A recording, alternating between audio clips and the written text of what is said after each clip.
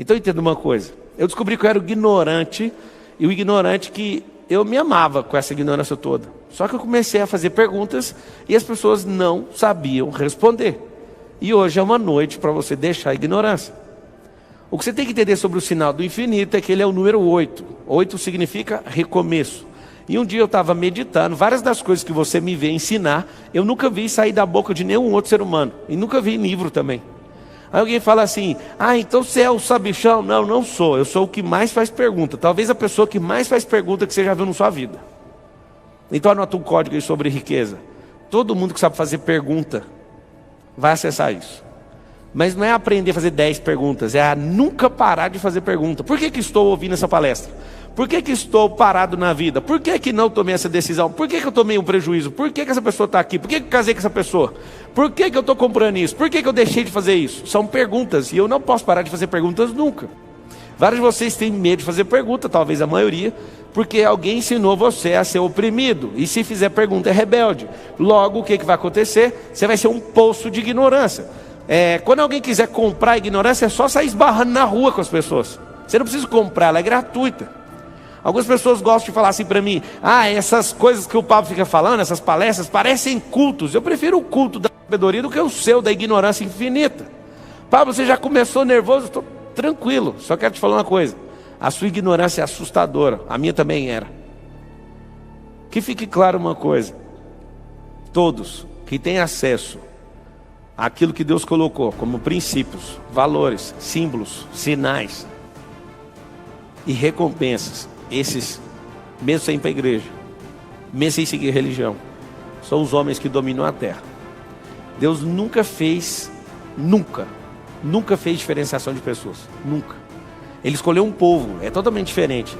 O fato de ele escolher uma nação, não repudiou nem reprovou as outras. Ele nunca tirou a riqueza de nenhuma outra nação para falar, vou dar para vocês, nunca. Você olha lá na saída do povo do Egito, o povo de Israel ficou 430 anos preso ali. Quando eles saíram, você sabe o que Deus fez? Deus colocou uma ousadia no Moisés para chegar neles. Eles irritaram tanto o povo do Egito que o Moisés falou o seguinte, a gente quer que vocês nos dê ouro. Aí o que aconteceu? Conta a história bíblica que eles deram todo o ouro que eles tinham. E é muito engraçada a ignorância, porque se você coloca ouro na mão de ignorante, o que ele vai fazer? Ele vai comer o ouro.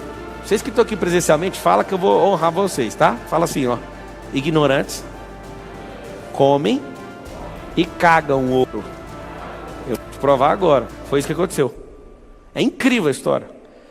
Por que Deus fez aquela cena onde as pessoas, os egípcios, para se verem livres, eu estou todo arrepiado só de pensar nessa cena, para se verem livres do povo de Israel, o que ele fez?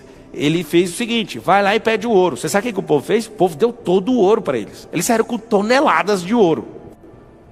Eu não sei se você sabe também, mas é uma estatística da idade da antiguidade, da idade moderna e da idade atual, que nunca tiraram do solo terrestre mais do que 7 andares maciços, como você pensa num prédio, com 7 andares e 4 apartamentos, um prédio popular, maciço de ouro. Nunca saiu mais que isso da terra até hoje de ouro.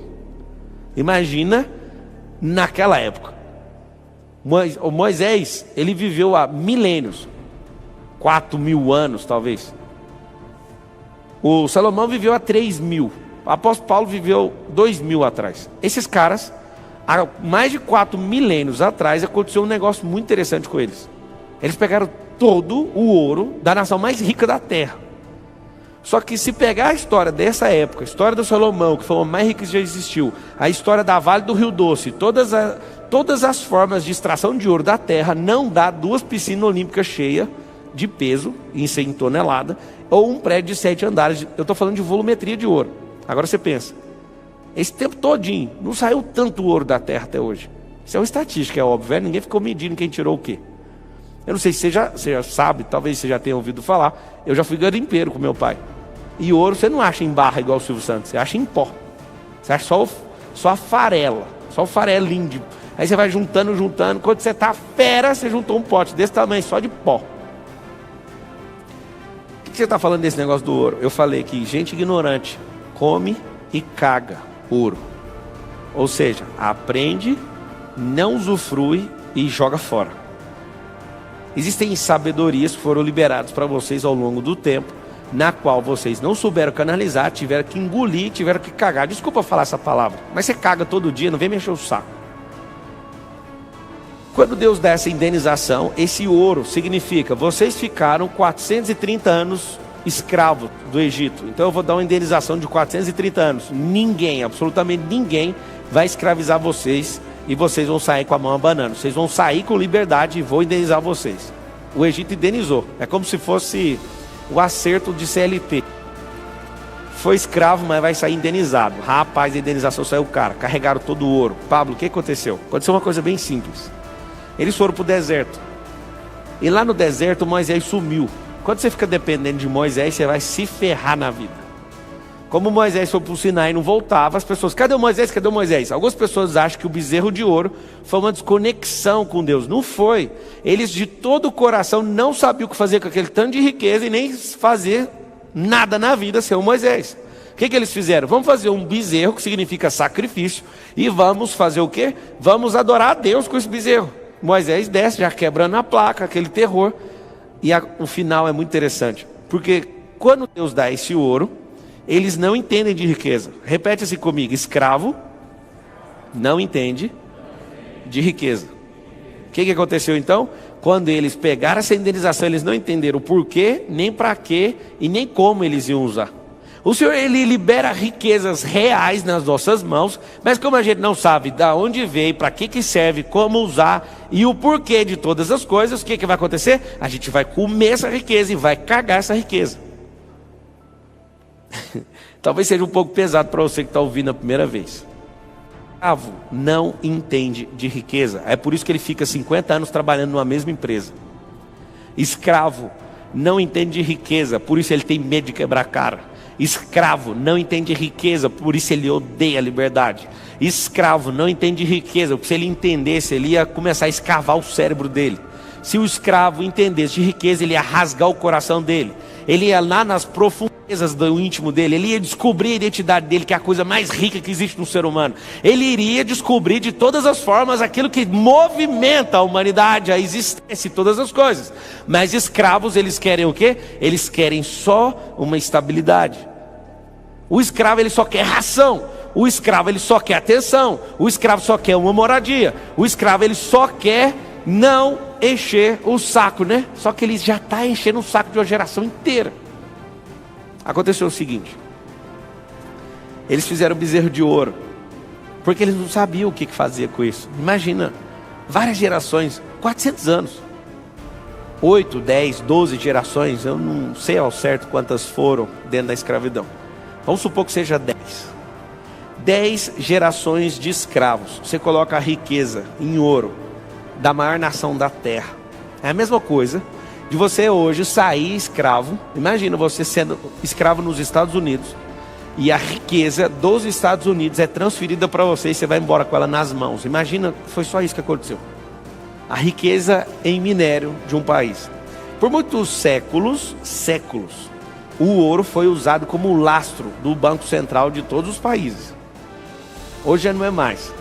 Mas aconteceu o seguinte: como não sabia o que fazer com isso, é simples. Não tinha nenhuma banca no meio do deserto. Então não tinha o que fazer com isso. Eu nunca fui instruído sobre o ouro. Eu nunca fui instruído o que fazer com isso.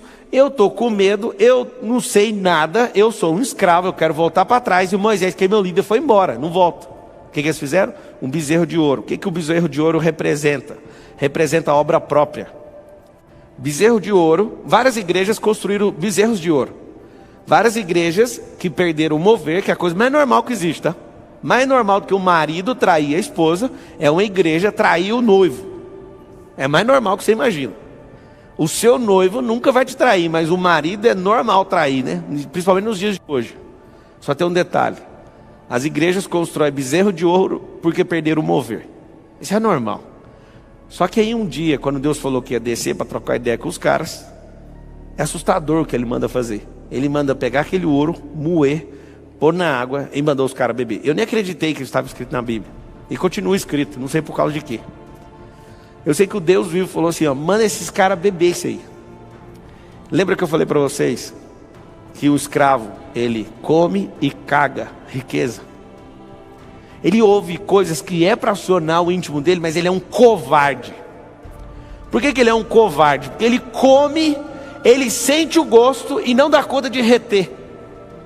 Porque a riqueza não é para ser retida. Não tem como tirar nutriente de ouro. E ele come, porque ele não sabe para que serve, então ele come. É como um porco quando pega uma pérola. Ele acha que é de comer, ele acha que é de quebrar, mas ele não entende que é um adorno. Então o que ele faz? Ele quebra, ele fica com raiva ainda de pessoas que jogaram isso para ele. Porque ao quebrar uma pérola, talvez você nunca teve essa experiência, quando você quebra uma pérola, ela fica pérfuro cortante. Aí começa a cortar a pata do porco. O porco ainda chora de ódio de você e põe a culpa toda em você. É por isso que tem a expressão, não jogue pérolas aos porcos. Por que escravo come ouro e caga ouro? Não consegue tirar nenhum proveito. Isso vai machucar você. Imagina você pegando uma pedra pontiaguda de ouro e comendo. Imagina o que acontece com você. Te arregaça por dentro. O que Deus fez? Mandou transformar em pó. Eles beberam esse negócio. E aí tem uma das coisas, os rituais mais pesados que eu já vi na terra. Ouro, na Bíblia, se fosse você, eu anotaria. Significa a glória de Deus. O ouro significa a glória de Deus. Algumas pessoas mandam mensagem: você gosta de falar de riqueza porque você é rico? Então, eu sempre fui, mas eu sempre impedi. O dia que eu parei de impedir a riqueza, tudo foi destravado. O dia que eu parei de comer ouro, o dia que eu parei de cagar ouro, eu entendi que ouro é para ser canalizado. Por que não tem como você ter lucro nenhum? Por que não tem como você crescer? Por que não tem como você destravar comendo e cagando? Porque não tem como tirar nutriente de ouro. O ouro precisa ser canalizado e não guardado. Todas as vezes que você vê um alerta bíblico falando sobre riqueza, está falando sobre guardar. Não tem como, a traça vai corroer.